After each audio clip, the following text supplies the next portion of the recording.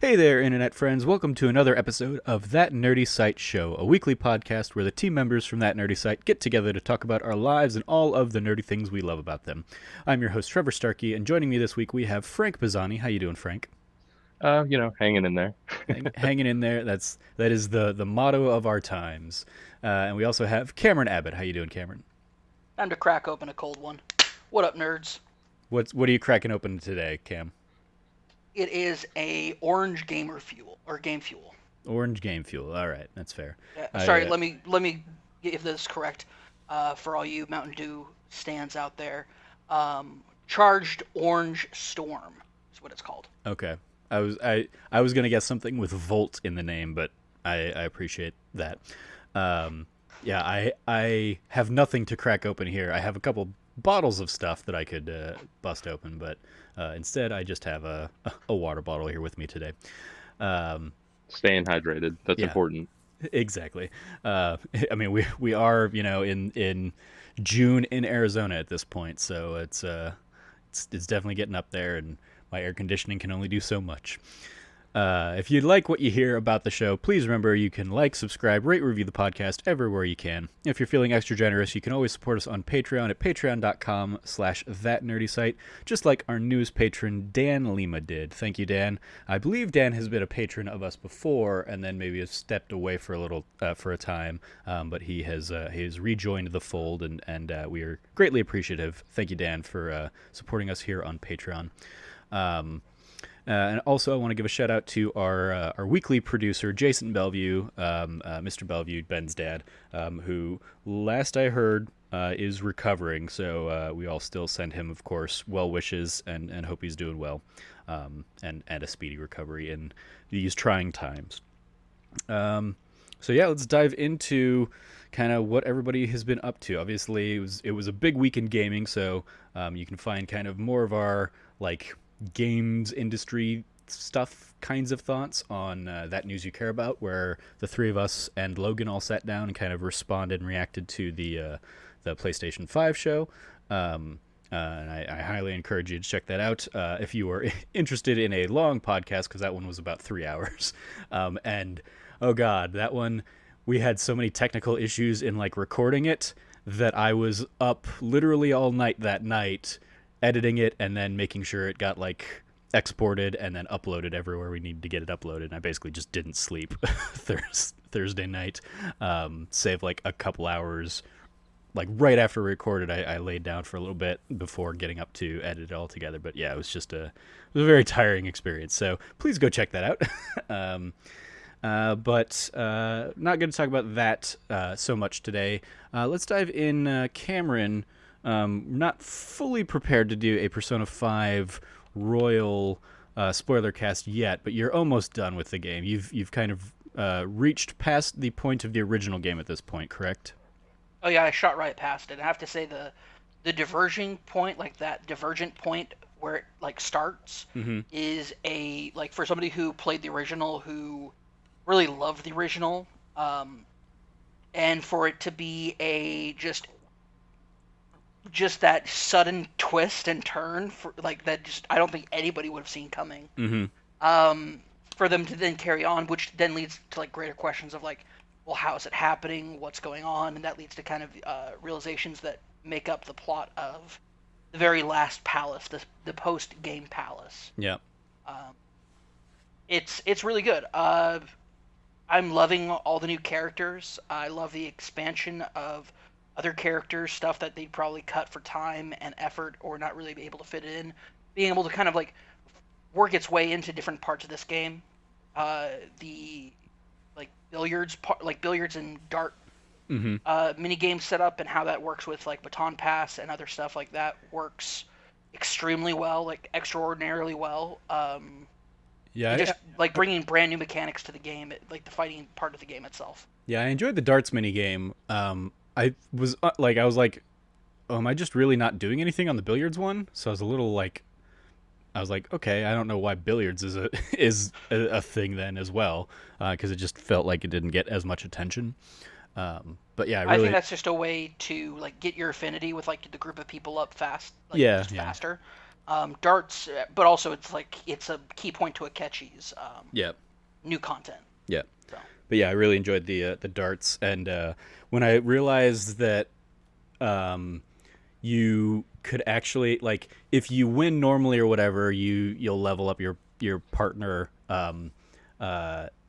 like one level, but if you like get if you space it out and play the game right and get it so that they win the game for you, they shoot up 2 levels, which, since you're going yep. from level 1 to level 3, I was like, okay, well, I need to just try and do that every time. And so basically once I realized that, I would just get them down to, like, okay, you only need to score 1 point, and then I just, like, tell them something reassuring, and they would go and throw the dart and get the 1 point, and I'd be like, cool, sweet, done.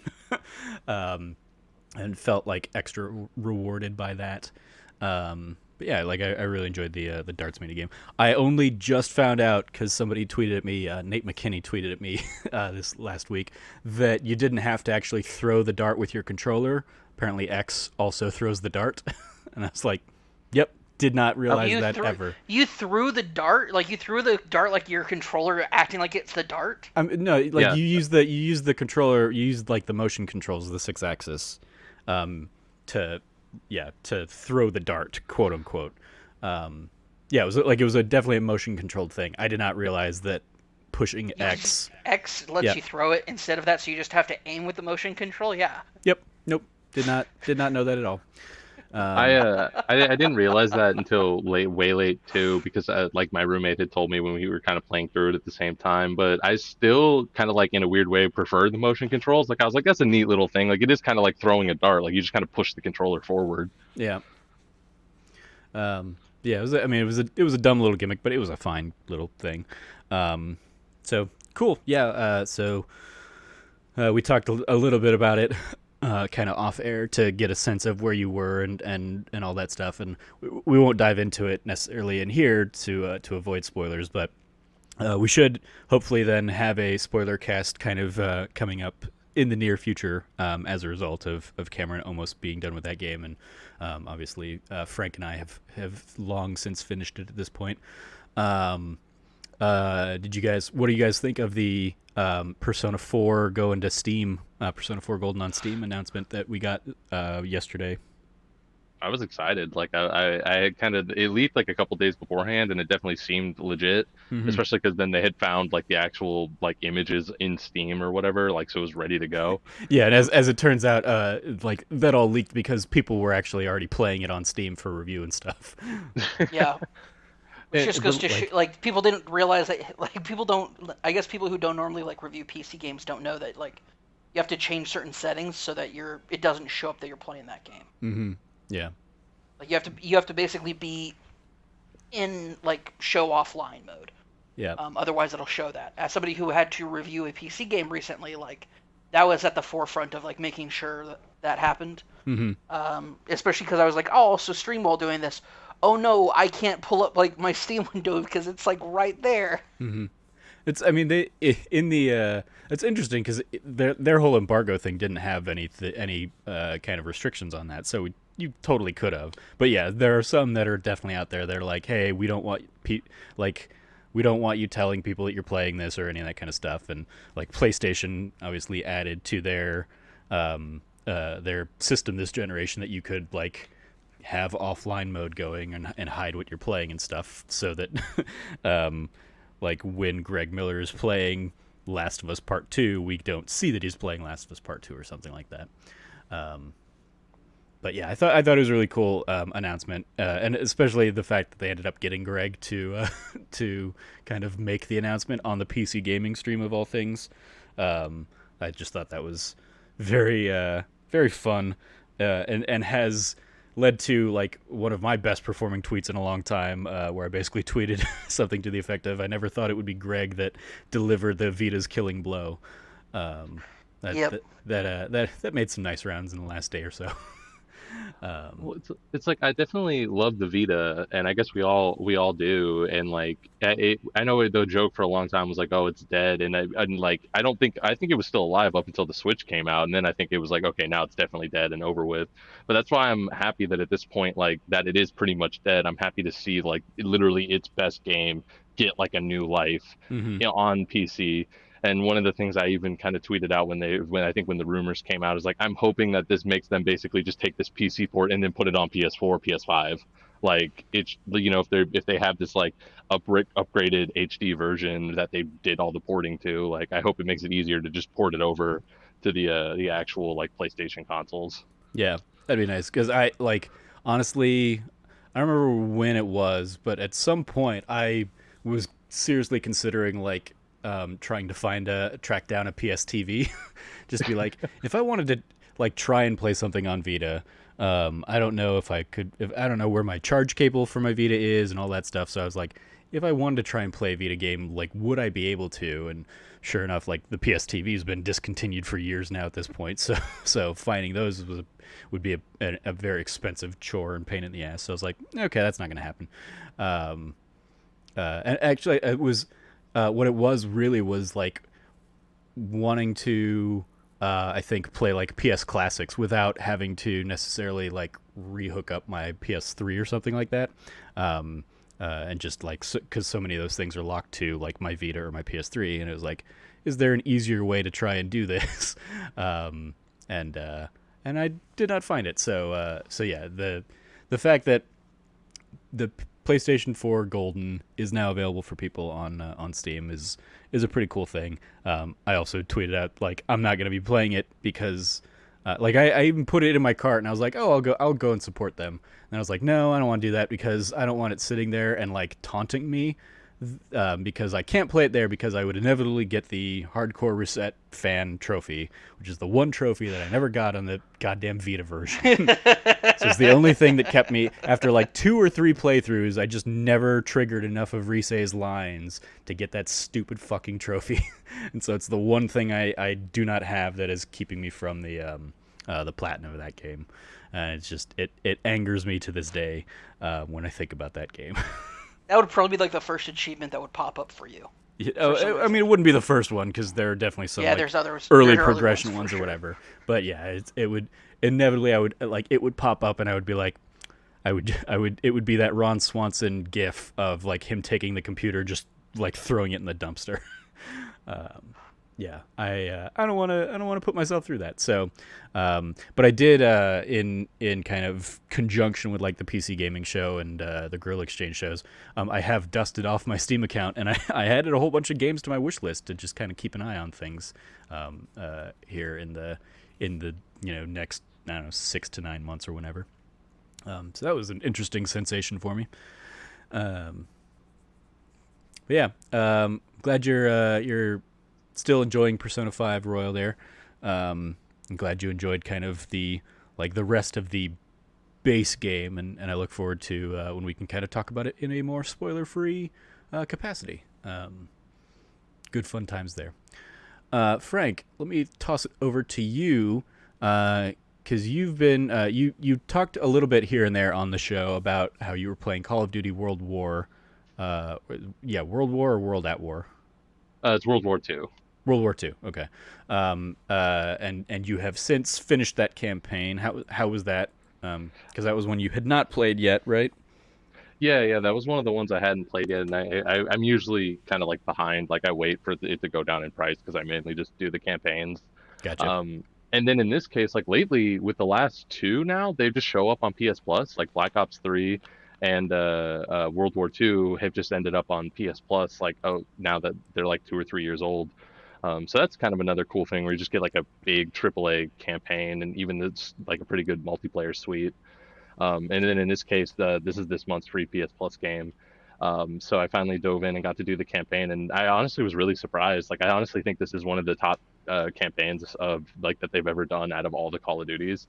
They definitely went for like a band of brothers kind of thing, where it's like this is your platoon and you're going to be with this platoon like the entire game, and like I think they just really took it in some really interesting ways, and they tried to tell like they put so much more effort into the story. And Josh Duhamel is like the platoon leader, who's like a hard ass the entire time. And they just no spoilers, I guess, but they just kind of talk about how like he got his entire last platoon killed because he didn't follow orders, and so then everyone is like, oh God, he's gonna get us killed. Like he doesn't care about us, and then it's just like this whole adventure kind of going through trying to take back Germany because the first mission is D-Day, and then the entire campaign is you basically making your way on the front lines into Germany. And then there's a lot of really cool moments and big events that take place. Cool. Uh, Cam, have you played World War II? No, I have not. Okay. No, I haven't because just like I don't know, war campaigns and like even historical ones just haven't been interesting to me That's fair. in a long time. So I've like here's the thing, I played a lot of like Medal of Honor, 1942. Like I've played a lot of these games Hmm. to the point where it's like we're gonna go back to World War II. No, I'm good. Thanks though. Like World War One sounded interesting enough for me to be like, maybe I'll check it out, and I ended up not doing it, but like I was interested in it at least. Same, we're going back to World War Two for me is just like I'm good, bro. Like I've played enough World War Two to be done with that for the rest of my life. It's interesting because like wasn't that one of the big selling points of Call of Duty World War II was like, given that they've done like Modern Warfare and Black Ops and Infinite Warfare and Advanced Warfare and stuff. This was the first time they were going back to kind of like what like set Call of Duty on the map kind of thing, going back to the World War II era stuff. It for the first time, at least this generation, right? Sure, but I mean at the same time, like it's cool. Like younger gamers can come up playing it, but man, I've seen every single conflict battleground area that World War II has to offer. I have stormed the beaches of Normandy multiple times. You can make it as pretty as you want. You can put as many like whatever you want to do behind it. That's great. I've done it. I'm good. Like I'm still so saturated from World War II content from just games in general to the point where like I'm okay not having the only exception to this is like Wolfenstein because Wolfenstein is way more about like actually like beating up Nazis in modern day or at least 1970 whatever. Mm-hmm. Which here's the thing, I'm always down to kill Nazis, but give it to me in an interesting way, like well, first person shooter, like charging the beaches, not my thing. No, but that's why I say this is the interesting way though, because like I've played a ton of the games that like you've talked about, and Call of Duty itself obviously was rooted in World War II, and they've even done D-Day and everything in the past. Like the things in this game they've done in previous Call of Duties. But what I think is really impressive here is because it's not about that same old Call of Duty run and gun gameplay. That's all in there. It's that story they pile on top of it. And as somebody who has played all of these, and when you actually see the story and the characters and how like these are your friends, you're going to be with them this entire time, and they even added like just new mechanics on top of that where they basically have like the Booker catch mechanic where they basically all have their own ability that somehow helps you, and then you kind of get paired up with them for different missions and do different things with them. And one of the missions that I always thought was amazing too is where you actually just go undercover into the like Nazi headquarters, and it's totally just like a Wolfenstein Dishonored inspired thing. And you have like Telltale style dialogue options, and because they tell you ahead of time, they're like, "This is your story, get it right, go in there." And you have to go in there and find your target, swap the briefcases, like blow open the front gates. Like I was really just like, hey, this is really awesome because this is something I would never expect from Call of Duty, especially based on those old, campaigns like from the early days. I guess Cool. that sounds cool, and I'm really glad you enjoyed it, Frank, and I really hope other people enjoy it. I've just like I've seen You're enough of Call of war. Duty'd out. I say that, but at the same time, like it's not uncommon for me to put in like an average of like 2 games of Warzone a day. Okay, you're World War II'd out. Oh, 100%, yeah. Yeah. Like here's the thing: if Wolfenstein was about being in World War II, I would not be as interested in it. Like that's why I didn't play the Old Blood. Like Mm-hmm. I'm not interested in World War II era stuff. Yeah. The You like the 1950s. the alt future history kind of stuff. Well, I mean, alt future history for Wolfenstein, but also like I don't know, maybe if, Far Cry 5 had gone a different direction with their cult and maybe been a little bit more of a Make America Great Again, and you know, middle of the country neo Nazis as enemies, I'd be down for killing those folks too. Fair. Yeah. I mean, that potentially a very cathartic sensation these days. Especially these days, man. Yeah.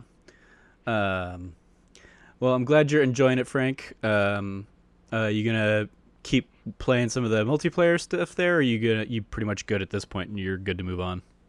I'm at this point. I'm at the point where I'm pretty much good to move on. I have been playing the multiplayer, and I put in way more time than I normally do. Like I normally would kind of dive in, mess around a little bit, and kind of see what's new and changed. And Modern Warfare 2 was the one I really got into, like multiplayer wise. And even then, I still don't think I put as many hours into this one. But this is probably the second game I probably put the most multiplayer hours into. Like it definitely, they've refined the multiplayer so well at this point. Like I still love getting XP and like unlocking new guns, and they've definitely added like loot boxes and all that classic stuff that you basically see at this point. One of the things I actually thought was kind of cool about this one is they added like a tower kind of like hub world that you can kind of go into. So you can basically just, it's like the headquarters on the beach, kind of like right after D-Day, basically, where they're like, okay, this is our headquarters, and you just kind of spawn in, and everybody's running around like MMO style, I guess.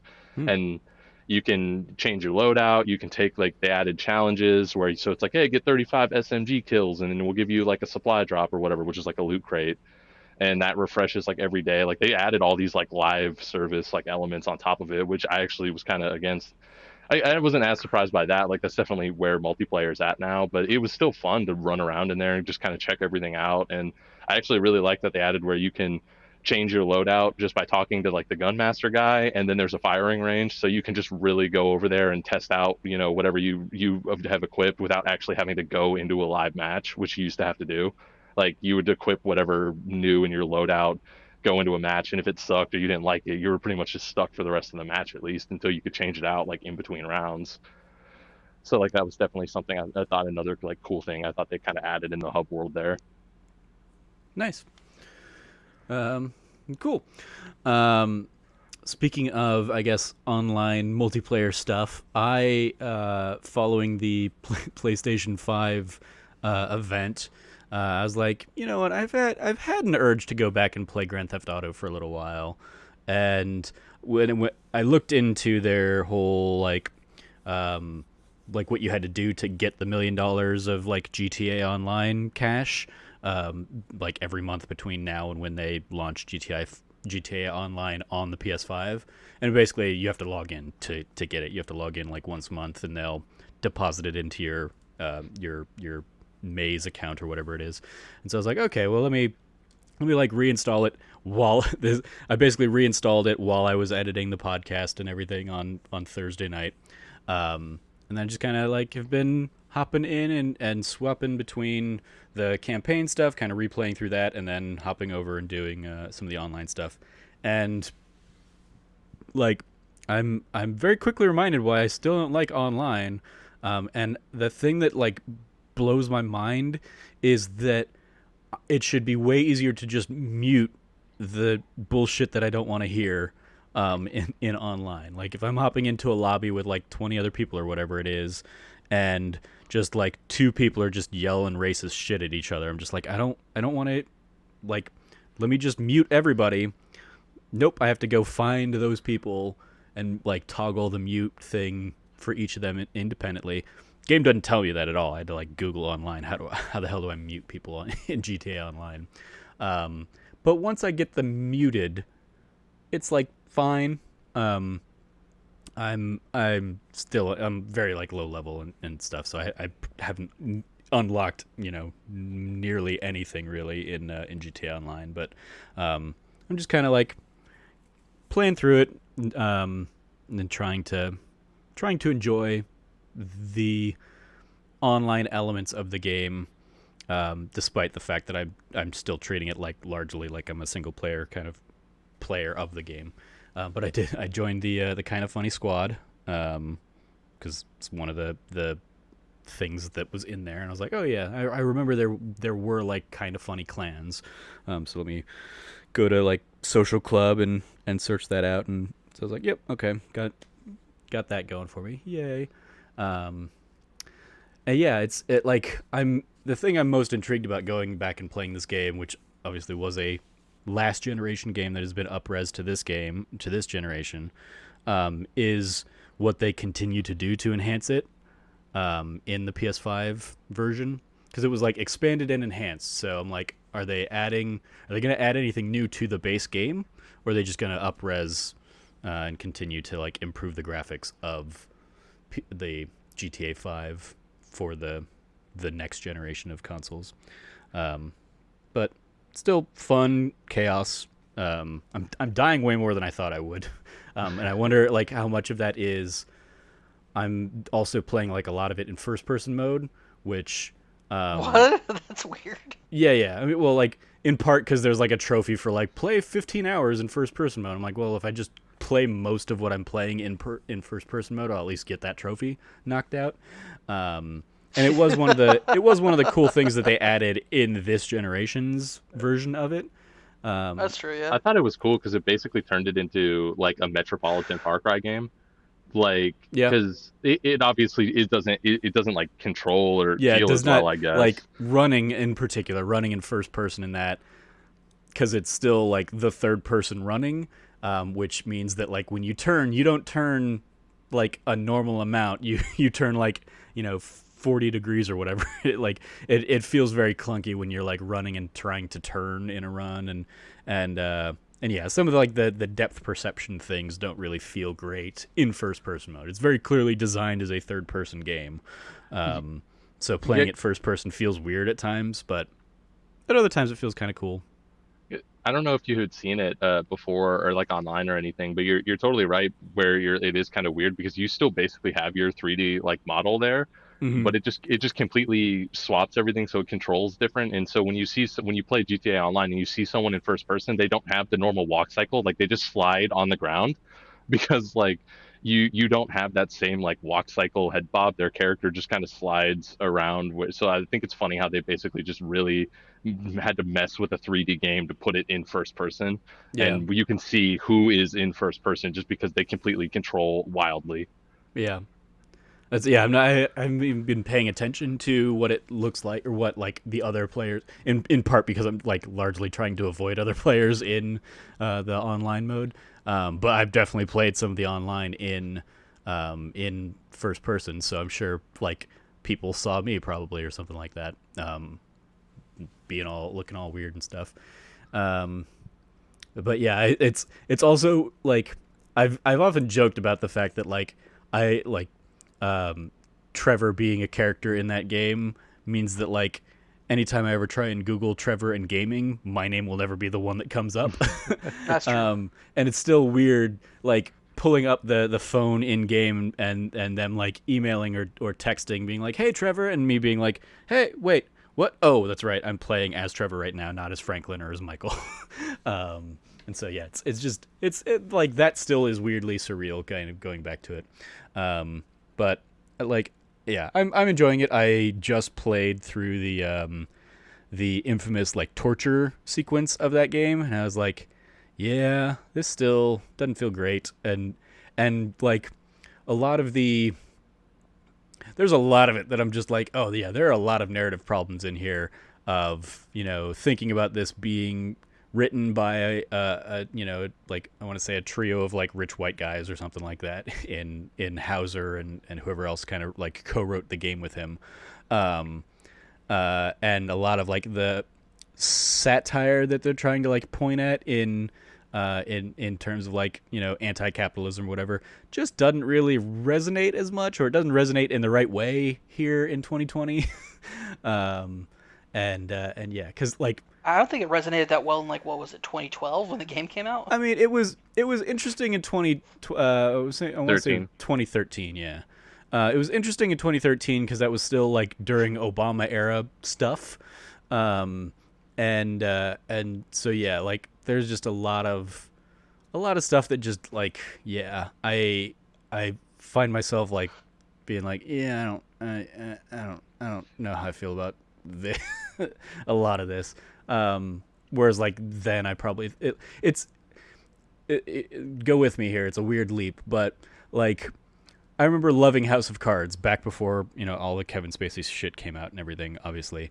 But when Trump got elected and like House of Cards came back, still before Kevin Spacey was basically outed for being a complete ass, I still was like, I don't have any interest in going back to House of Cards now, because now it's not like a funny fantasy escape or alternative look. Now it is just real, and the shit that Frank Underwood is doing is basically tame compared to the shit that Trump is gonna do.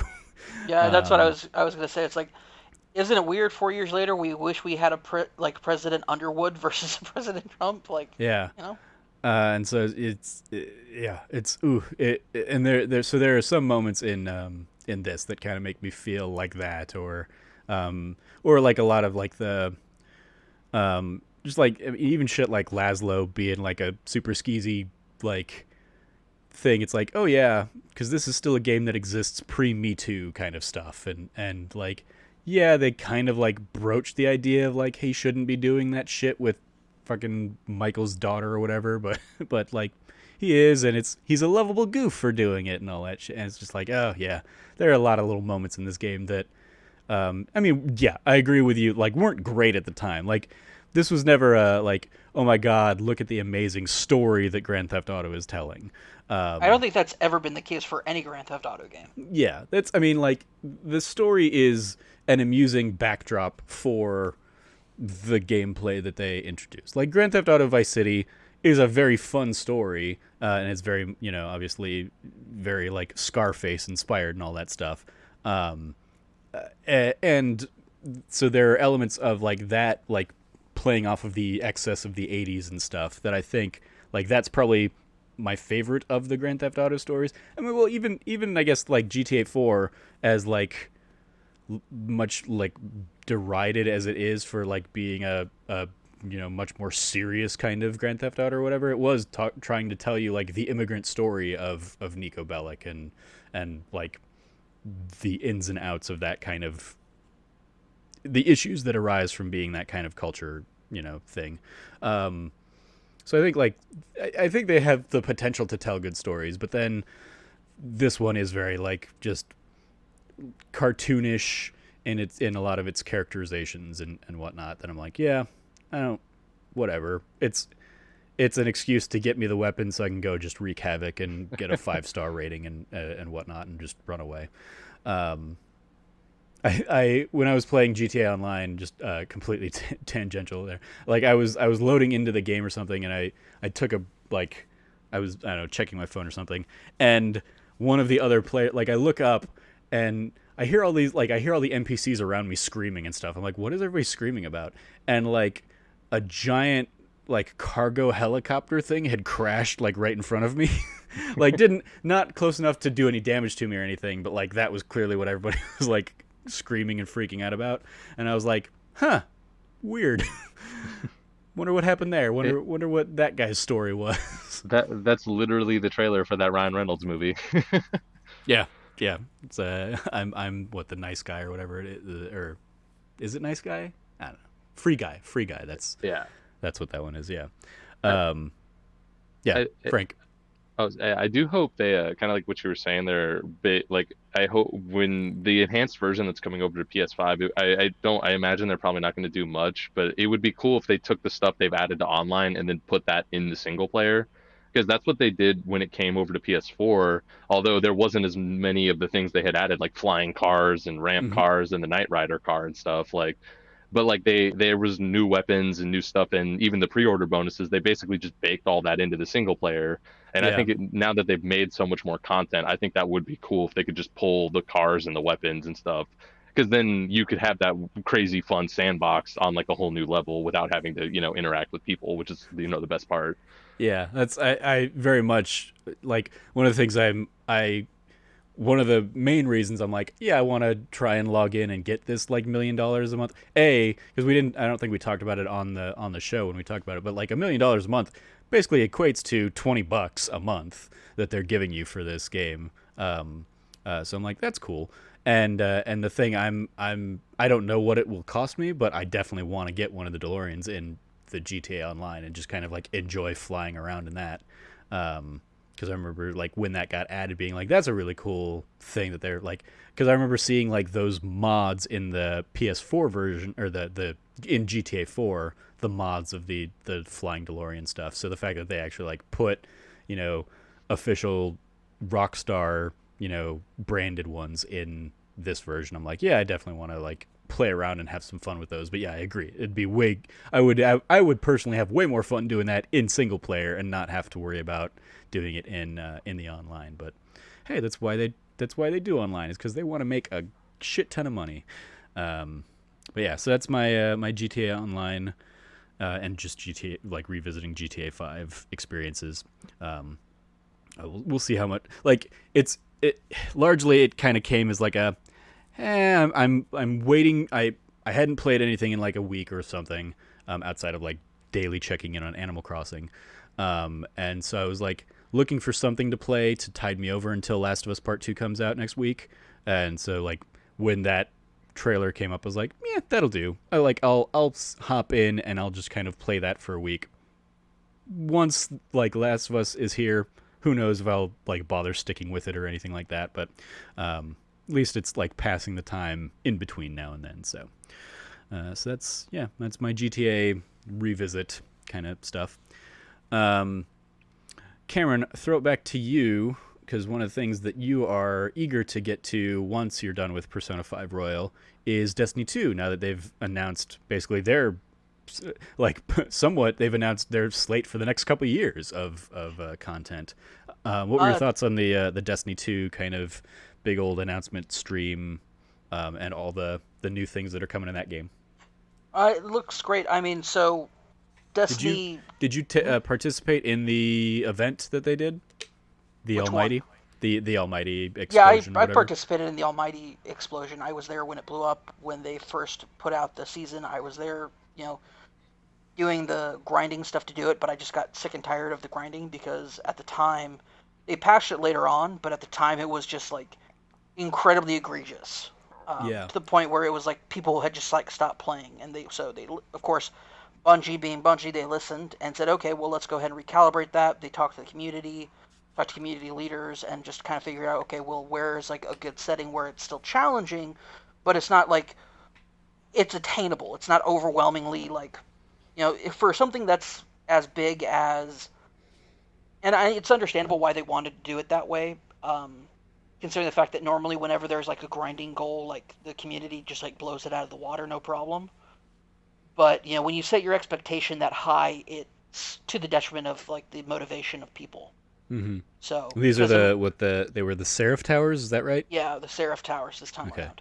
I had not heard anything about those until tuning in to like what I was watching the What's Good reaction to the Almighty event, and in doing so I was like, well, I still have my Stadia like account.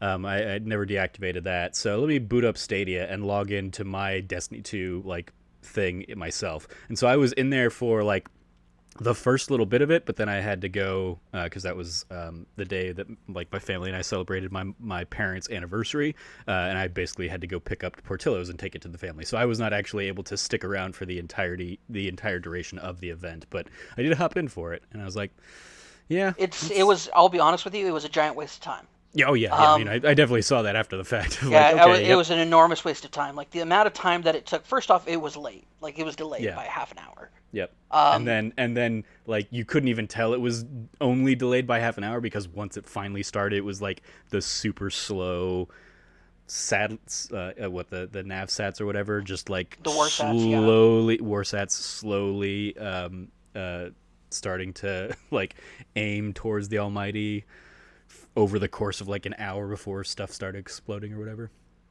Yeah. Now here's the thing: if they had like, it's actually like if they had done something like the idea of, okay, everybody who's still logged in who saw it, like the piece of it crash over by like off from where the tower is, like you can now go there and like check out the crash landing site as like a limited time event. Like that would have been cool. But it was just everybody just overloading the tower basically and just standing around and people being like I have the it's fine emote, which is where you sit down at a table that then lights on fire while you drink out of a mug. Uh, a lot of the meme of it's Mm-hmm. fine. I just sat down and like had that going while I did other stuff, and it was like this is really like not fun. It's not engaging. Yeah. Um, it's just not as interesting as I thought it was going to be, and the only reason I stuck around it was because I thought it might be interesting. But anyway, stuff came out about it, and like a big thing for me is like the new season came out, and for me the big question is okay, well, what does the armor look like? Like what are the new cosmetics that's coming out for the season pass look like? What are these armor mods? What are these weapons that are going to be coming out? Like how do those fare? Like how do those look? Because the last season, season of not opulence, season of basically this last season, um I was like, oh, like the armors looked really bad and I didn't like it at all, so it took away things that I wanted to grind out of. And there's just more things like that that are just, it would be great to see more of an emphasis put on actual interesting activity, and that seems to be the direction they're going in. This upcoming season, how it's been, seems to be really good. It seems to be less focused on the grind and more focused on um, just interesting stuff happening in the world. The new engram type that they came out with, that are essentially darkness engrams, called, oh, what do they call them? It was, I think it's Umber engrams or something like that. So like basically like these darkness engrams that you work with the drifter to like decode, and you get like new weapons from it and like new equipment and stuff, and it's really cool.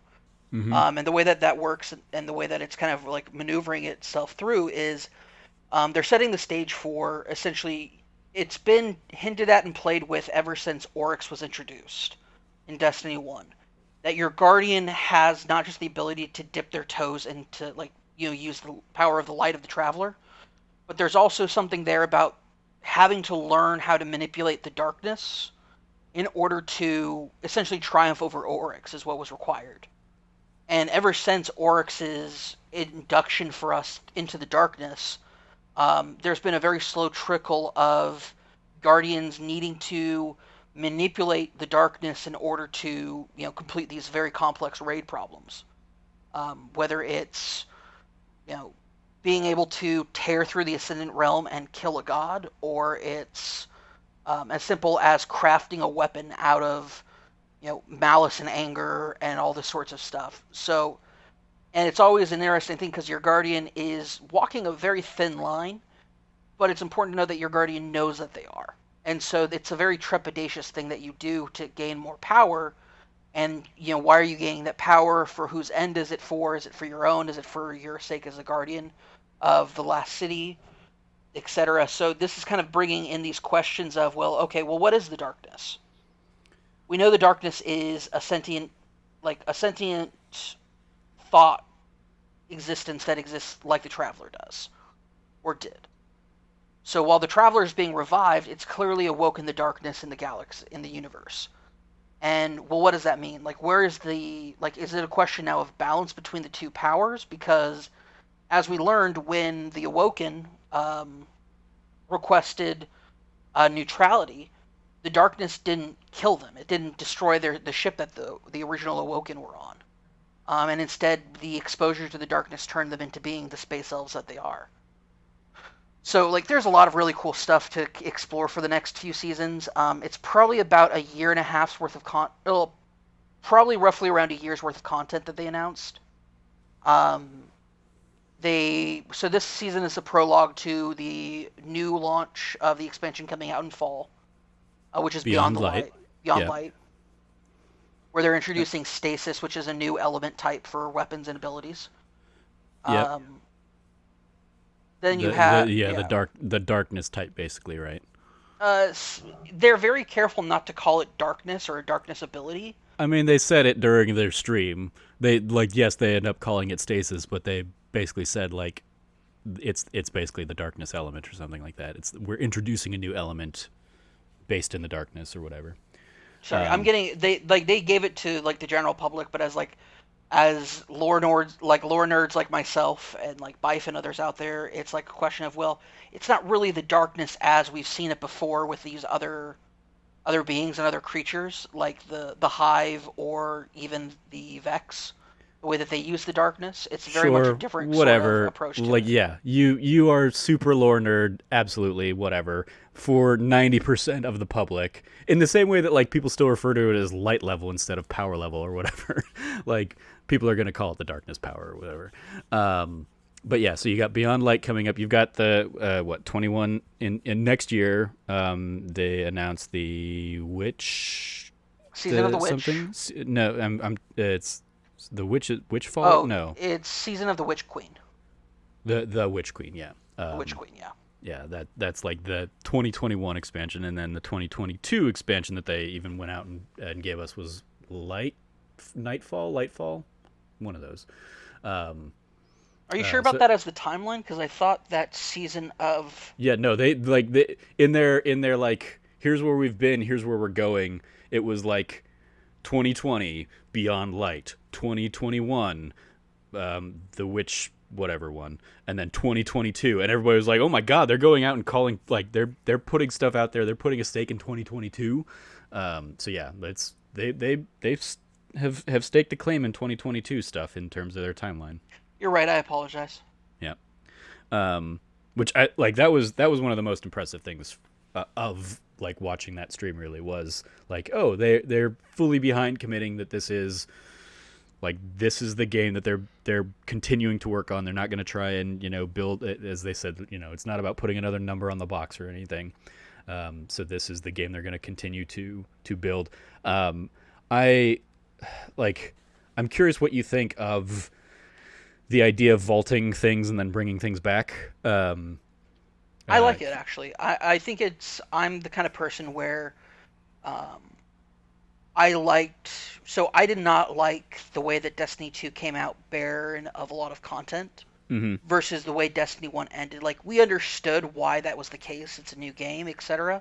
Yeah. But it also left a bitter taste in your mouth because of what you're leaving behind. But for them to say, listen, we're going to vault content and then over time bring it back maybe differently, maybe the same, is a way to approach it saying, listen, this content is, and it's a way that I think MMOs have lacked the confidence in before, where MMOs are very scared of vaulting old content.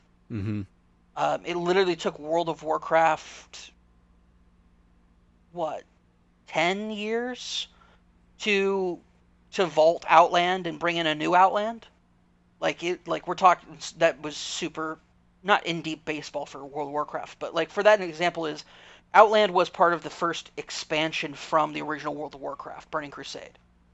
It was an outdated piece of content for, I kind of want to say like 8, maybe 10 years before they brought in Warlords of Draenor, which basically revamped all of Outland. But like to have, because it was a bummer to go from leveling up after Deathwing's expansion came out. It was Cataclysm came out. It was difficult to go from how advanced Cataclysm had changed the overworld of Azeroth in World of Warcraft to then go to like 8 years ago, mechanics wise, to get and play through Burning Crusade content that really just didn't match with, like, it was bookended by newer content with like updated UI and mission mechanics, and just left it behind, and it made it the bane of any leveling existence out there. Mm-hmm. I just want to throw out here real quick. Like I vaguely know, like I know the term Azeroth, and I vaguely remember hearing Cataclysm, but everything else you talked about, I was like, he could just be making all this up, and I would not have a clue.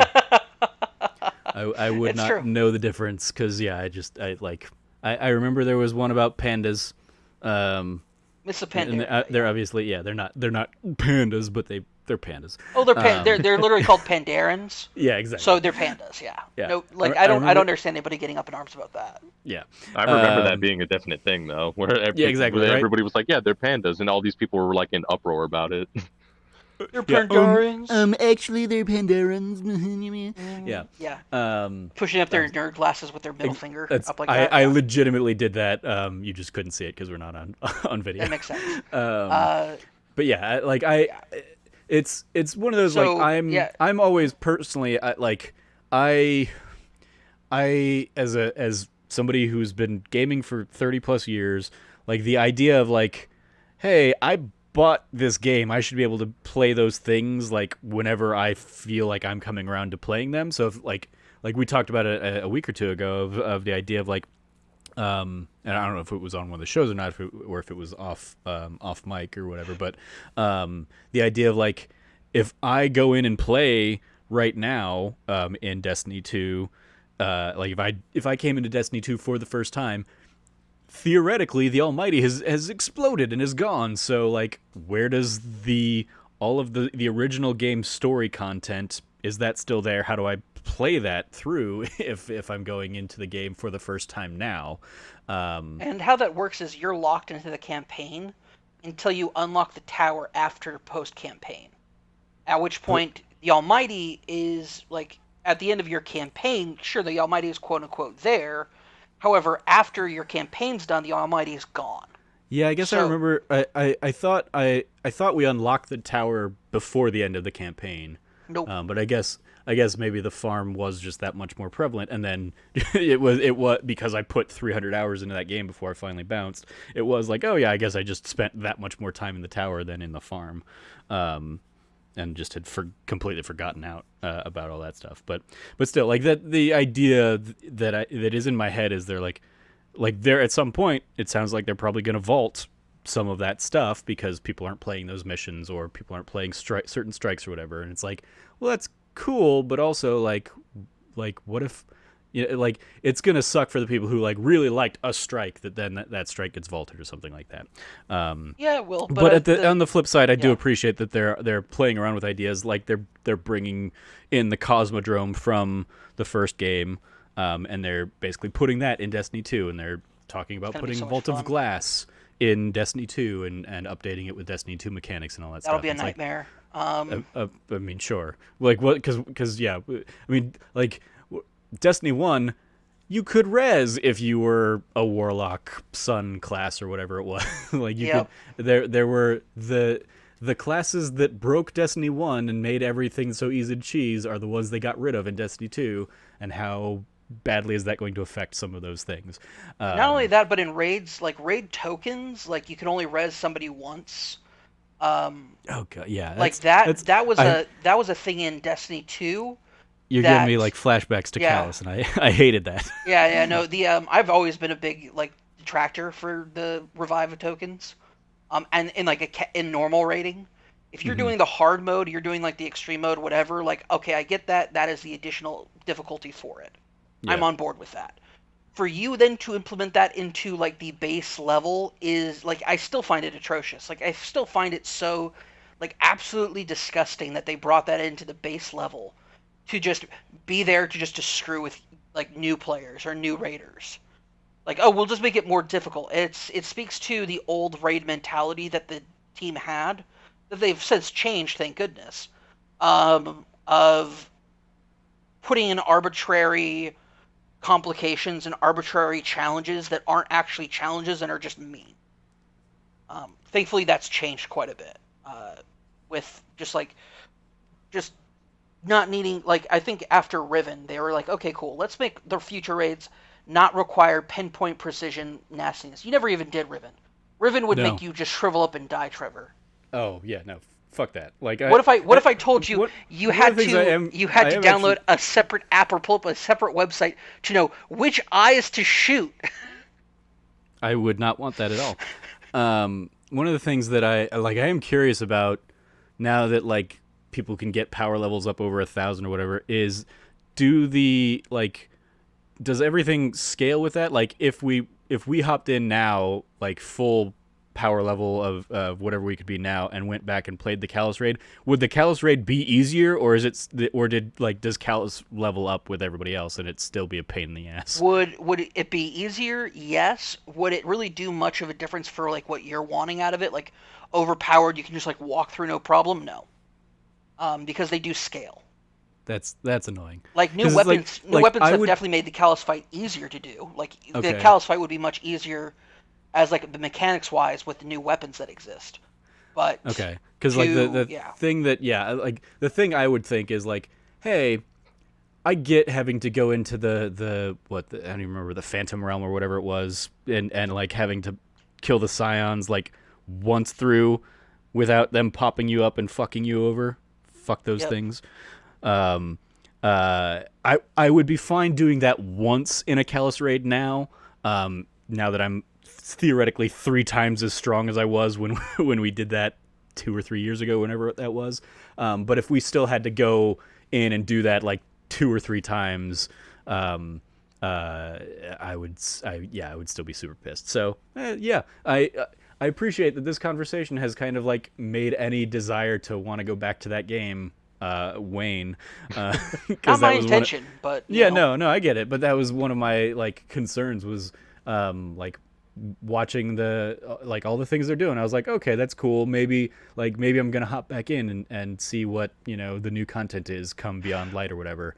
And then it's just like even before this conversation, I was pretty much like, I don't know, like when I hopped in at the Stadia launch, so many of the just base mechanics of things and currencies and everything, I was just like, I don't know what any of this fucking stuff means because I haven't been keeping up, and the game doesn't tell you what any of this shit means. I don't know what's important. I don't know what I'm supposed to be doing without having to go to like other online guides and wikis and everything to see like, what do I need to be actually trying to accrue right now, or where do I go for whatever random token bullshit I need.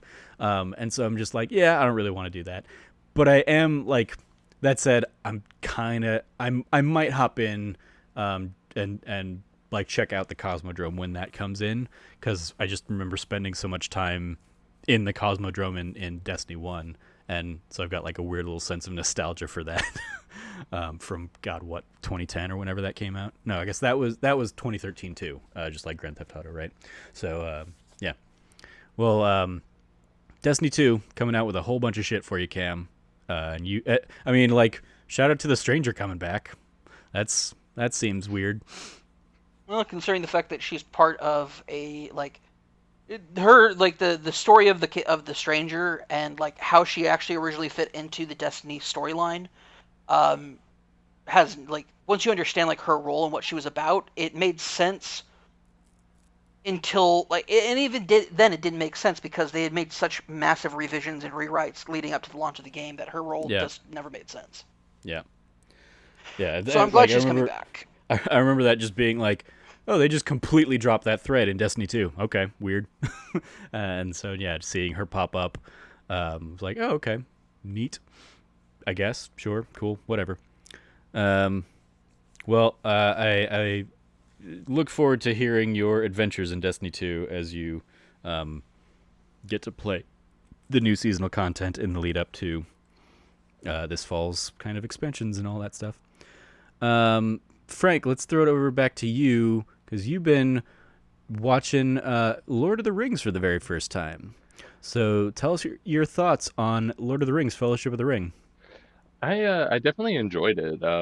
I had never seen it before up until now. Very familiar with it through, I guess, like memes mainly, and then also just kind of people talking about it. One does not simply walk into Mordor and all that stuff. You have my bow, my axe, all that. I'm sure you've seen. Yeah, yeah, and then there's the other one too, because I haven't gotten to this movie yet, but there's even the one where he's like, "Oh, I never thought I would die fighting side by side." Like, there's so many memes Yeah, from this movie. It's actually funny to watch it, knowing all the memes, and I'm like, "Oh, yeah," like, and you kind of see, I guess, more context like around it, and it kind of makes it funny. yeah. Were Um, you? Because I know you're young, and I know this was from like the early days of like internet memes and whatnot. But there was like a early viral video thing of they're taking the hobbits to Isengard. Do you remember that at all? that sounds kind of familiar, but I can't like think of too much of it off the top of my head. It They're Okay. taking definitely the was hobbits from to like a long time Isengard, ago. Isengard, Isengard. They're taking the hobbits to Isengard, guard, Yeah, guard, guard, guard. Yeah. yeah. It was just yeah. Somebody just took a line from the next movie, The Two Towers, and just turned it into like a weird little edited song thing. And And yeah, I just remember that on like E-Bombs World back in the day, just Oh, like geez, yeah. that making the rounds and all that kind of stuff. Um, yeah, to the point that like I remember was a that was a trophy in the Lego Lord of the Rings game. If you took all of every Hobbit player, like every Hobbit character, and you took them into Isengard in that game, you popped the trophy for that because they were basically playing off of that that early internet meme. And I say early internet, like early 2000s, whatever that was. But yeah, I can definitely appreciate that, like coming into this with so much of the film memeified, or just even like in the pop culture sphere. If it's not just a GIF or a meme that you've seen, you've probably gotten reference points from like Family Guy or stuff like that, poking fun at it. So all that aside, like what are your kind of thoughts on the film? I definitely enjoyed it because I mean, like, I'm not huge into fantasy, which I think was kind of one of the biggest things that just kind of kept me away. But I finally, I was definitely interested in it so I finally just kind of sat down to go through it. I think we're doing the extended editions for all of these. So part one is broken up into, or Fellowship of the Ring is broken up into part one, part two, and they're both like 2 hours long. Yeah. Um, like I know this is something that like probably will get me hate, but I definitely think that movie could have been cut down. I was like, it's so like slow to the point where it's like 2 hours in before they're like, and you're the Fellowship of the Ring. Like, Yeah. Well, I mean, like that some of that is coming from the fact that you're watching the extended editions. Yeah, I was Like, about to say, Frank, I'm, you can't complain about the length when you are purposely watching the edition that was meant to be longer well, than theatrically allowed. everybody has always said to watch the extended editions, and I know those are obviously like Lord of the Rings fans, but this is what I've been like guided towards to do. yeah. And my roommate did say after when I said that, he was like, "Yeah, it's the extended edition. They really put most of the stuff they extended is in the front, and they kind of like just build out the world a little bit." And I don't, yeah, Yeah. like I don't hate it. It's just definitely slow moving. Yeah, no, that's and like I would definitely say that like watching the theatrically released versions is what you should probably do for your first time watching it. And if you like it, then you can get a little bit more, backstory and extra scenes and stuff from the extended editions. I personally like the extended editions because I also read the books. As like it was I want to say I read so like distinctly remember reading the books while I was in Europe. So it was the summer of after I graduated high school. So I think the first two movies had pretty much already come out at that point. And I don't know if the extended editions had started releasing at that point or not or whatever. But the like I sat down and just like in between breaks or on bus rides or whatever in Europe, I was reading through, and the Lord of the Rings trilogy is a very thick, like I want to say it was 1,000 pages or something like that. So getting kind of the extra backstory, it was very similar to what I ended up doing with Game of Thrones, in that like the first season of Game of Thrones came out, I watched it, and then I read the book, and then I started reading like the second book, and then the second season came out, and then eventually I kind of moved ahead on the books before the show finally caught up and everything. But like I remember thinking like, oh, it's really cool getting to see these other things that I remembered from the books here that weren't necessary to like hit the main beats of the story, but they were fun extra contextual stuff.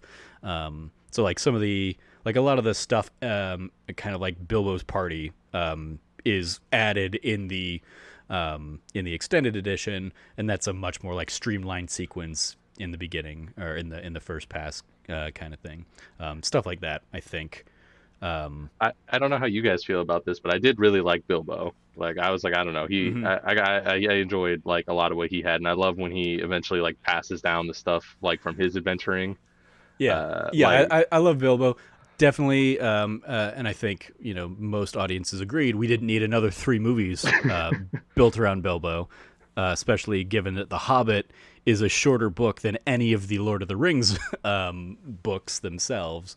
So to take that shorter story and stretch it out into 3 was just New Line Cinema being greedy AF, and it backfired for them miserably. But yeah, Bilbo in this is fun and interesting and engaging. And that was another one, like, I had read enough of The Hobbit. I still have never actually read the full Hobbit, but I read enough of it to recognize, like, when he's telling, stories at his party about these trolls that he tricked into turning to stone kind of thing. Like, I had read up to that part of the original Hobbit book. And so I was like, oh, I get what he's talking about. He's telling the story of that adventure kind of thing. And yeah, Ian Holm's just also great. And because I definitely enjoyed him a lot, and the thing I liked about him too is that I get so the hobbits obviously want to just stay in the Shire, and he was the one that obviously was like, okay, well, I'm just gonna go out and adventure, and even if he kind of got pulled into it at first, I really love that aspect of it. And I get that with Frodo and Samwise and the rest of the hobbits, they're the super unlikely heroes who don't want to do this and they don't want to leave the Shire, and they kind of get thrown into this. But that's why I really liked something about Bilbo, where he wanted to go on adventures and do fun stuff, and that was something I thought is really cool. And he was just kind of interesting, and I love the idea that he just got to collect all this super magical items, like he was going on Skyrim quests. Yeah, if I recall correctly, the Hobbit was a similar kind of case where he didn't really want to go out on that adventure. He kind of got drafted into that adventure he very much by did Gandalf. Not want to. Gandalf forced him into it. Yeah, and which so is it was because Gandalf wanted to keep Frodo from this one. Yeah, so it was very much like The Hobbit. The whole premise of that book and the films was it kind of gave him that thrill and that thirst for adventure that has led him to the Bilbo that you see in this story. So yeah, it's he in a past life was very meek and mild tempered as well. But cool that you get your introduction to him here is old Bilbo that has been on that adventure to defeat Smaug and get the gold and find the ring and meet Gollum and all that stuff. And now he wants to go travel the world again. What did you think of the Fellowship once they finally formed? Yeah, so that is definitely where I was like, okay, this definitely picks up from there, and part 2 has a lot more action, and that's something I definitely was a little bit more into. And I definitely really liked the most of the Fellowship. I thought they definitely play Boromir he is gonna betray them immediately, yeah, just they're not subtle about that.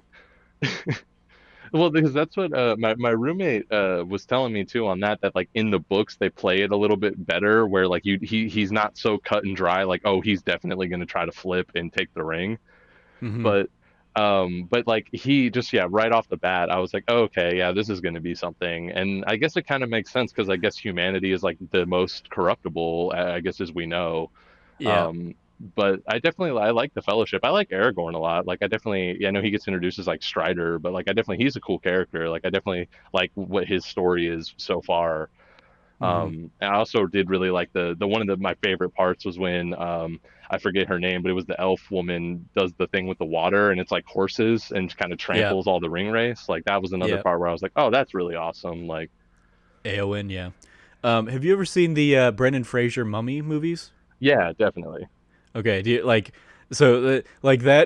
that moment always reminded me of the Brendan Fraser Mummy movies, where they had the face coming out of the sandstorm or whatever, and seeing that same idea of the horses coming out of the water, but that's just the weird little connections I draw between some of these things because I'm an old fogey.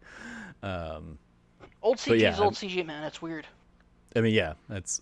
But I mean, it's a lot of that. I mean, one of the things I love, because I also have been, or because you're watching it for Kind of Funny's doing their in review, and I similarly also rewatched it recently, for that same, and a lot of the CG in that holds up. Yeah, definitely. And yeah, especially for a 2001 movie, it's really impressive how good that looks compared to something that Cameron and I are going to talk about a little bit later Oh, today. Fucking Artemis Fowl that just came out on Disney Plus. I heard it was bad. Oh yeah, it's gonna be a fun. it's That's gonna be a fun conversation. Yeah, I definitely. watched it I earlier mean, today. spoiler. Don't check that one out. That is a waste. But Trevor listen and I to are our taking episode. Trevor and I took a bullet for all of you. Don't Yeah, do it. Don't take the yeah. bullet. But like that's something that's coming out here in 2020 and looks abysmal. And this movie from 2001 still looks phenomenal for the most part. There are a few things here and there, but it's just like they had enough practical in there, and they put enough attention to the visual effects that like, yeah, it still holds up really really well, I think. And I think it's important to note one of the reasons they did that is because a lot of the CG is based off of actual physical models. Exactly. So Yeah. they like when they're going down the river towards the end of the film, where they then have like the massive statues of the kings. They're there, Aragorn's ancestors, and he's like, wow, I've always wanted to like see these statues and like the faces of my ancestors, and like those are actually models. That then the like moving the boat down the river, that's the CG. Mm-hmm. Versus in a film like Artemis Fowl or like other modern films, the statues are CG, and so the statues look weird because your scale of like reference for that is super off. Um, they're just like Peter Jackson and Weenut Productions were just absolutely brilliant with the way that they approached CG, like burgeoning CG, and using it just as much as they needed to and never more. Which is, I think, they're kind of like their concept. I've been watching a lot of the behind the scenes stuff, and they're like, well, if you use it too much, it doesn't look like real. It doesn't look good.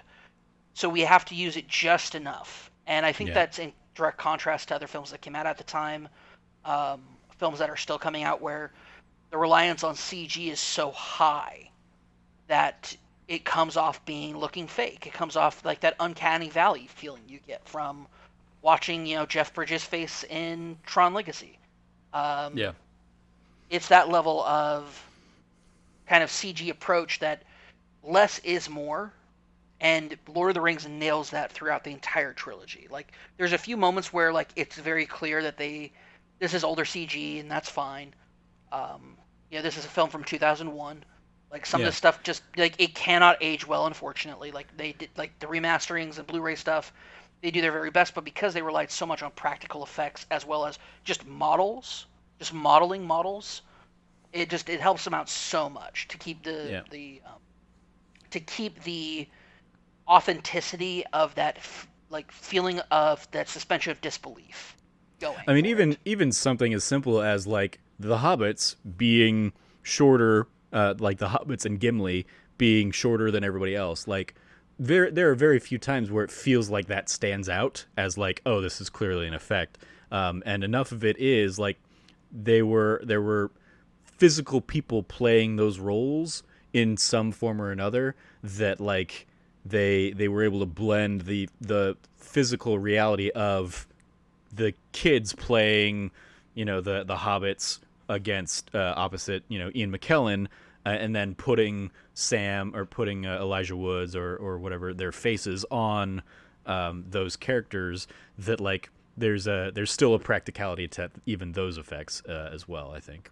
The best part about that is Gimli, and to the point where Gimli's actor was so like used so often that the actor who plays Gimli, I can't remember his name off the top of my head, but he has an aversion to getting tattoos. To the point like Oh he yeah. has none, and he's stalwart. Like he will not get a tattoo. So when the Fellowship was doing they all got the Elvish symbol for nine, which is the nine members of the Fellowship. His stunt actor actually got it Yeah. in his place. One because like the actors like these are people who literally for like a year and a half all like live together, like crew, cast, like everybody in New Zealand in these like little remote areas of New Zealand. They all like just live together for like a year and a half. Yeah. John Rhys Davies, by the way. John is Rhys Davies, Gimli. thank you. Incredible actor, love him. And he's just fantastic as Gimli. But like it's so cool to kind of like watch some of the behind the scenes stuff, and it's like you know what, for a year and a half, a lot of this stuff, especially when you're looking at the CG stuff, like a lot of that's based off of just faith, like faith that post production can do this because where they're doing it all, they're doing all three films, filming them all at the same time, and you just have to hope. And I remember one of them was Peter Jackson was talking about how they were lowering a camera down a wall, down like a crevice wall, and the goal was to have Gollum like climbing down it, talking to himself. Yeah, well, And it's that's Two Towers, and we don't need to dive into that yet because Frank isn't there yet. But yeah, there was a lot of like leap of faith kind of stuff in making these movies. Yeah. I'm totally with you guys on that though, because I think like one of my favorite parts of it is like these are just incredibly well made movies, and that's something I can really even appreciate more like from where I'm at now than I probably ever would have is like if I watched these as like a child. Um, and That's like because I mean, like, yeah, you would have been what, like 3 or 4 when these came out in 2001. yeah, I was probably so like 4 or 5 for the first one, and then I guess I probably would have been 10 by like the last one. I mean, no, because they came out 1 year after another. Oh, okay. 2001, 2002, 2003. So Because they were all shot together, and then basically like they spent a year editing each one, kind of one after the other.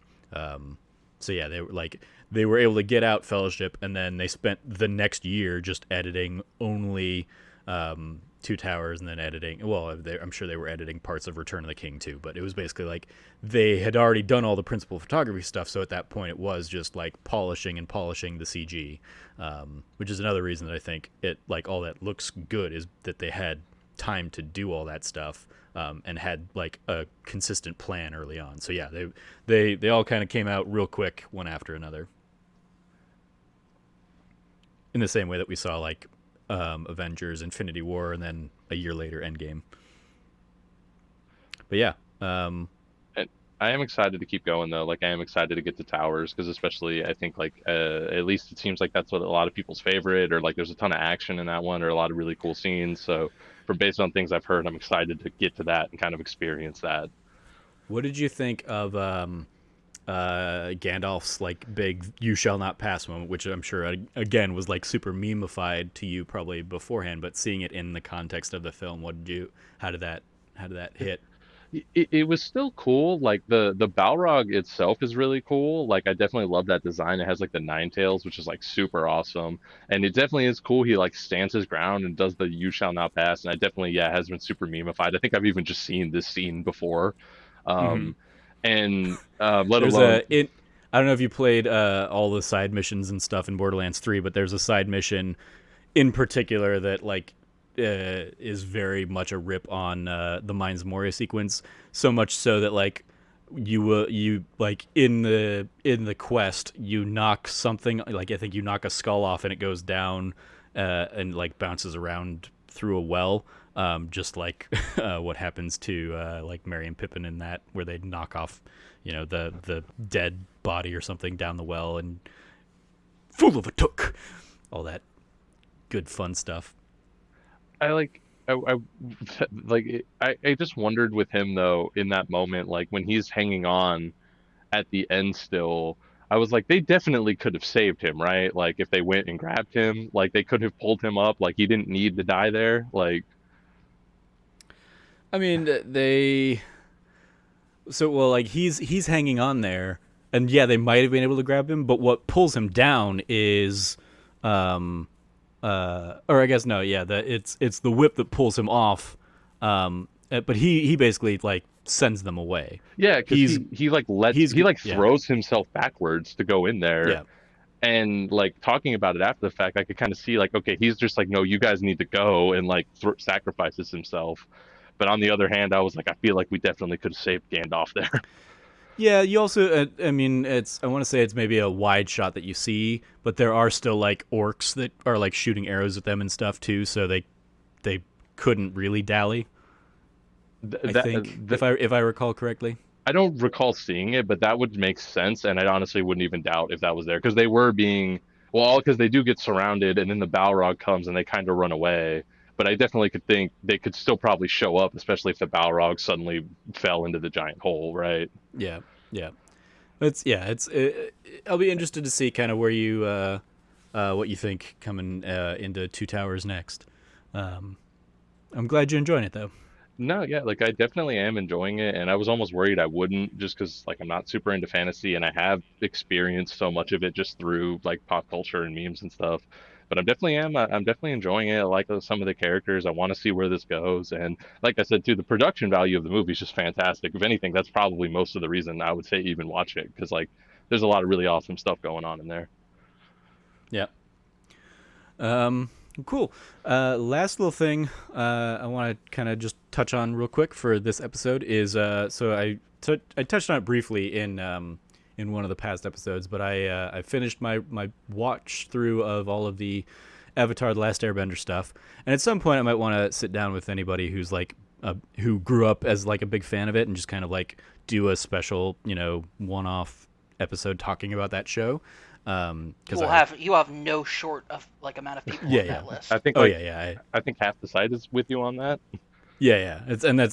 That's why I didn't really delve into it too much because like the people that I had been on with when we talked about it, I think it was Frank, Jazz, and Christian, I think, and then we just haven't like And me. Yeah, I gotten. was there. Okay. So maybe it wasn't Frank then, because it was like I wanted to get like Jazz and Christian back in on the conversation when whenever I would talk about it, and then we just never did. But so I definitely am still going to want to do something with Avatar at some point. But in the meantime, I started watching The Legend of Korra season 1, which I'm finding out now. I guess it's more of a mixed bag, but I feel like prior to this, I had just seen endless Legend of Korra love, and people were like, "Oh my god, it's one of the great shows! Like everybody should watch that show." But now I'm seeing like that some people are like, "Oh, it sucks," and some people are huge fans of it. I'm really enjoying it. Yeah, so I would far. say the first season. So this is kind of the frustration with Legend of Korra, is Avatar: The Last Airbender was planned for 3 seasons. They were only really ever going to do 3 seasons. They thought about a potential 4th season, but at the end of it, decided against it. They didn't want to. They felt like season 3 had a natural close, and other stuff about season 4 was like more wrapping up loose ends, and it wouldn't have a like satisfying conclusion. So rather than tack on one more season, they just said we'll do it in other mediums like comic books and other stuff like that, which they did, and it's been good. Um, Legend of Korra, they walked into it saying we are planning. Originally, it was planned for just to be like a feature film. Then they decided, you know what? Actually, let's just do 10 episodes and let's make it 10 solid, incredible episodes. And they executed on that perfectly. And it was so loved and thought well of that they decided, hey, let's go ahead and do a full-fledged second season. And that's when things start kind of unraveling because Legend of Korra season 1 had years of planning behind it, years of like working out kinks and writing stuff, and then what you see coming after it is a um, a lack of foresight and kind of thought on where the series was going. So one of the best parts about Avatar: The Last Airbender is they knew where A was going to end at Z, and major tentpole moments throughout that, and then other stuff can get filled in later. There's a lot of weak episodes of Avatar: The Last Airbender because of that, but the strong points are so strong, like the peaks are so peaked, the values aren't even considered that low because it gets picked up again right away. It doesn't have enough time to really drop off. Not really the case with seasons 3 through 4 of Korra, um, especially with a lot of side characters. They do a thing that is very common in shows where they introduce new characters, and those characters take up so much spotlight that older characters kind of just like not a Real, lot happens with them. So before we dive deeper into this, you're not sorry, going to yeah. spoil Legend No. of Korra again, No, I'm for not. me, I are was you? gonna end like it at like that. you did Airbender. Nope, I'm You just gonna spoiled end it. Airbender for Trevor? Shut Damn. up! Shut up! Shut up! Shut up! Shut up! Shut up! Yeah, he kind of Accidentally, slip one of the dynamics, one of the relationship dynamics. I'm sorry that had not that had not that had fully not yet formed been yet. explored I'm, at all. I'm sorry that I'm when used I to was talking watching about it. this in a historical context because it's literally came out like a decade and a half ago. But like a decade ago. It was like the 2010s. season 1 of Oh Avatar: yeah, The Last Airbender. sorry, you're right. Yeah, sorry. That was it ended in 2010 or whatever. Yeah, like it. yeah. Or no, it ended in 2008 or 2009. Did it? Sorry. Yeah, because Okay. it ended like right after I graduated from high school. Hmm. Okay. I thought it started while I was in college. Oh yeah, I guess that would have. Yeah, it would Yeah, be. It 2005. Yeah, fits. Yeah, it yep, fits. 2005 through 2008. You're right. Um, Yeah, so Anyway, but I will say nothing. Like basically, that's the kind of forewarning I want to give you is that like if it seems I like mean, yeah, that's it. already that sets an expectation, which there's a whole philosophy that is out there of like um, that I remember talking about many a time in college, where like even if you just say like to somebody, "Oh, I can't wait until you've seen this because I'm curious what your thought of it will be." Even saying that to somebody is affecting what they're going to think of the thing, because now I'm expected to have a certain expectation going into season 3 and season 4 of Korra, I guess. Whereas, like even like talking about it, kind of with Avatar, is like you mentioned that there are a lot of filler episodes, and I'm like I'm sure there are in the context of watching that show week to week, but having binged through over the course of like a few days, like I don't, I didn't. There were a lot of things that did not feel like filler episodes, Well, I think a lot of the the filler is and a like couple of the fun. ones that yeah, like the one of the few that I finished and thought of and was like that felt like a filler episode, but it was a great filler episode. Was like the short stories one that Yes. happens. I don't remember where, but you get Tales like Tales from Bossing Say. yeah, yeah, Oh yeah, that's um, wonderful. Yep, and like that's technically considered filler. Yeah. exactly like that would be a filler episode, and from that episode, like the Aang story, absolutely like okay, he makes a zoo, whatever. But like the Iroh story and the Zuko story from that are some of my favorite stories of their respective character arcs from that series. And it's you get the entirety of their stories in like 5 minutes apiece or whatever. Tossing Katara is one in that one as well. I liked a lot. Which one? The one where it was Toph being made fun of for Oh yes, yeah, not being feminine enough, and right, just kind of yeah, their approach to that was just I thought excellent. So yeah. That's I also having finished it. I keep getting like was it algorithmed, where like it'll be like, hey, like look at these 28 memes from Avatar: The Last Airbender or something like that, and like I'll be like, yeah, let me see what they are, and like one of them that I think spoke directly to kind of that story was talking about how um, it's definitely didn't like register for me, but it's the idea that like Toph believes Korra when she says like, "No, you're beautiful," because Toph would know when she's lying because she can read her heartbeat or whatnot, and so it's like a nice little bit of their dynamic and their relationship, and that isn't like trying to just make her feel better or something like that. yeah. And so yeah, But how like did you feel about Korra, like Legend of Korra, for season one? Like, what is your feeling about it? oh yeah, I said Korra, I meant Katara. That's fine. Season 1 of Legend of Korra, I like going into it, I was like, I know it is in the same universe, but I didn't know where it took place in the context of Hmm. the Avatar. So like going in and it being like, I mean, it's introduced like in the first episode. It's like 70 years later or whatever it is. I was like, oh, okay, this is interesting. And then like the thing that I ended up thinking about like probably most often through that first season was like a shit ton has happened technologically in 70 years or whatever it is. Like they go from like everybody existing in huts with like a few blimps in the sky to like everybody's driving cars, people have like phones. It was just like, oh, they just completely have like a technological revolution in the time between those two avatars. Oh well, um, I would actually argue that if you really think about it, if the Fire Nation is rolling out with tanks and airships and like all sorts of technology that they've developed for their war effort, um, you know, yeah, sure, the Earth Kingdom and other places like that, you wouldn't expect that, but I mean, they're not that yeah, far off from like technology wise, they're not that far off from like yeah. No, common it's electricity. just like it's the idea of like it feels like Avatar: Last Airbender, takes place in let's say the early 1800s, and then Republic City that we're introduced to in the first episode of Legend of Korra feels like it's from like the 1930s or something like that. So it felt like they moved forward about twice as far in time as I would have thought they would have. And even that, like, the Fire Nation is in like the early 1800s in Avatar, but like most of the rest of the world feels like it's still probably in like the 15th or 16th century or something like that. I think that early 1800s is a low estimate. I would say they're probably closer to the end of the 1800s, considering their technology is.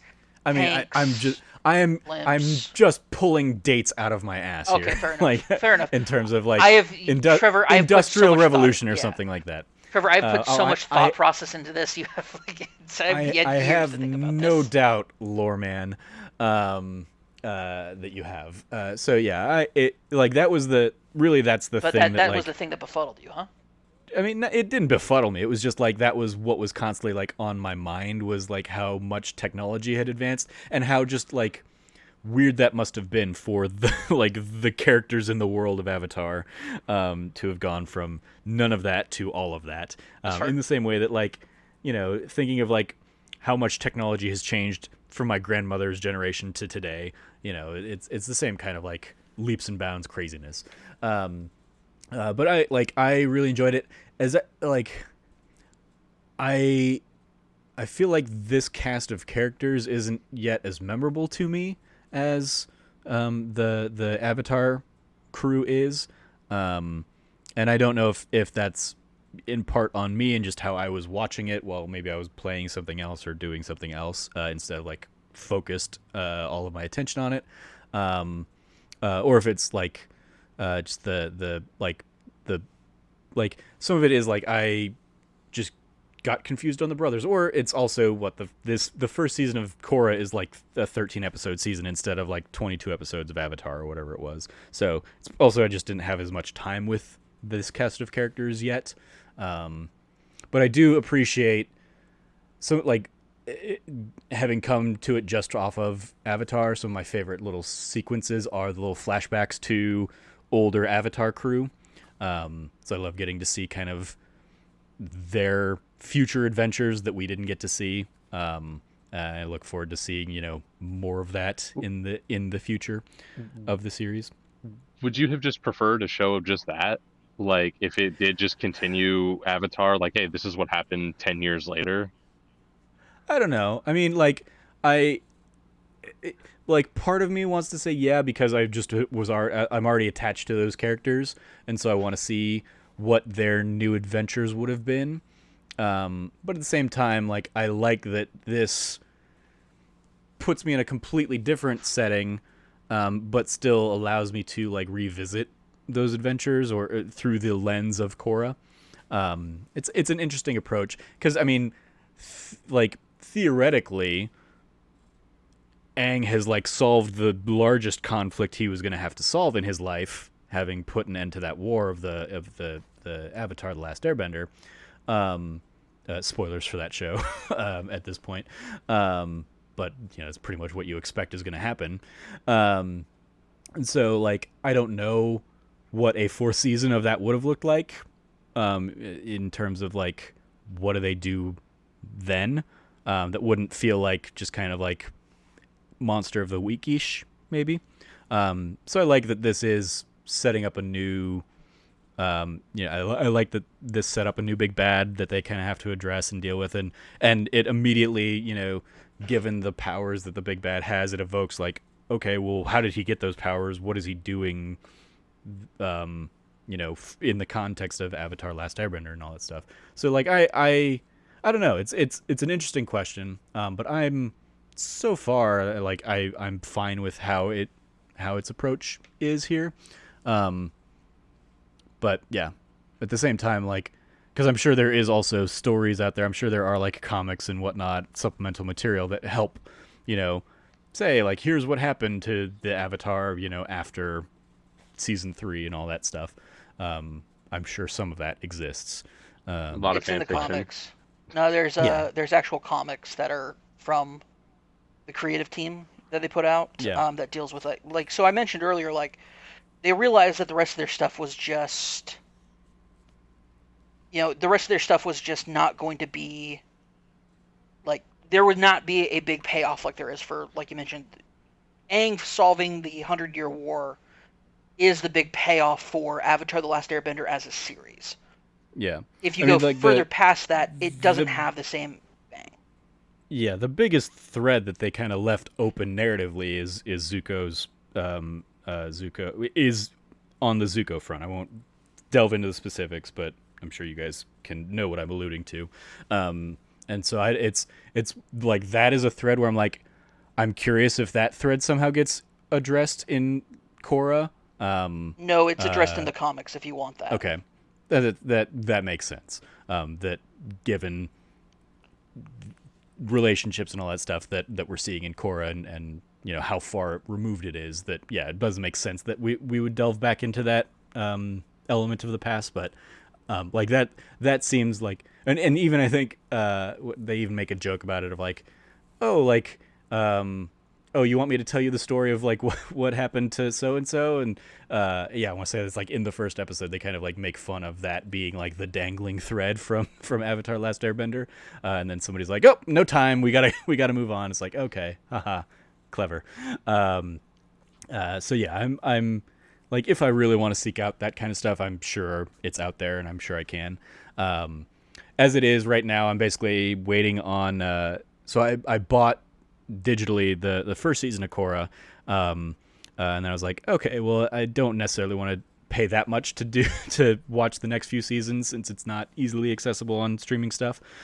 So I told you guys before we started recording, I have ordered a Blu-ray collection that is like the Last Airbender and Legend of Korra complete collection. So I'm just at this point I'm waiting until that arrives before I dive back into the rest of Legend of Korra. But so far I'm enjoying it. So I look forward to seeing kind of where it continues to go from there, good and bad.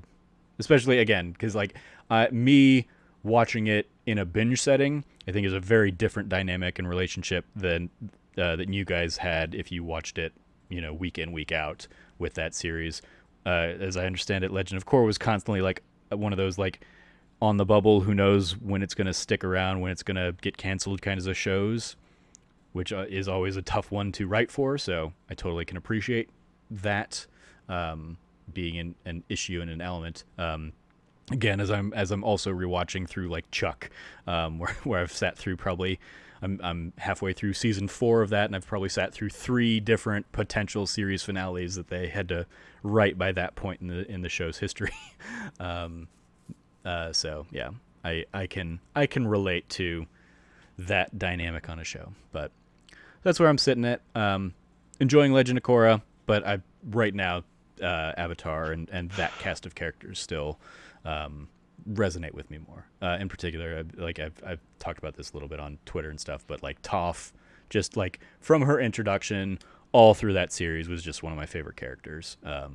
So I very much appreciated her whole arc and just her as a character in general. I thought she was one of the most fascinating characters I've seen in the media recently.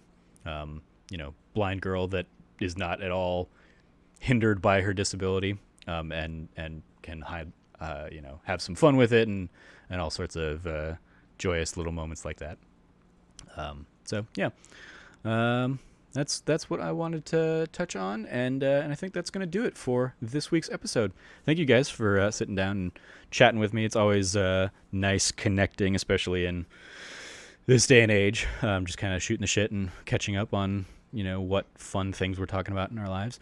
So let's go around, kind of do any plugs. You can follow Cameron. You can follow at Rev Cabot. Anything you want to give a shout out to, Cameron? Yeah, we'll be having hopefully we'll be having an announcement pretty soon for a new project.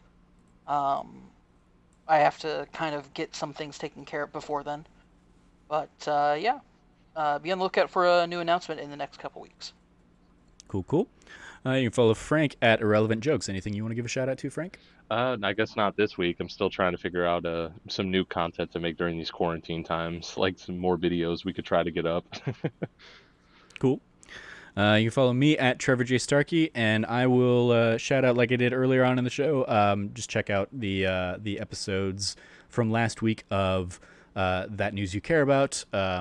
One, our predictions episode, which was a lot of fun to sit down and record, and then the kind of reactions episode to everything we saw from the PlayStation event, including kind of the predictions results where we broke some new ground in how we treated some of our predictions.